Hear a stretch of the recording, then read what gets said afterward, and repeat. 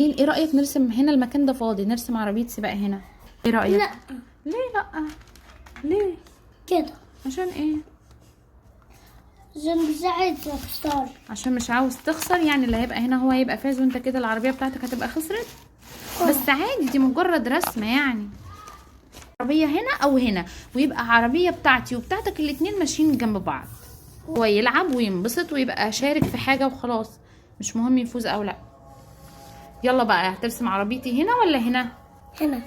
ماشي اوكي، ويبقى ماشية جنب بتاعتك. هعملها صغيرة. لا، اعملها كبيرة زي بتاعتك. بتاعتي انا عايزها كبيرة. وانا بتاعتي برضه عاوزاها كبيرة. ايه المشكلة؟ احنا الاتنين بتاعتنا تبقى كبيرة.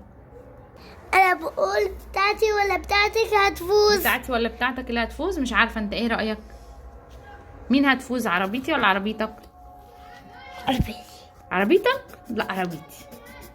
لا عربيتي. طب ايه عربيتي رأيك أفضل. ايه رأيك الاتنين يفوزوا ونبقى احنا الاتنين مبسوطين؟ احنا الاتنين فوزنا، هتبقى مبسوط اه ولا هتبقى زعلان؟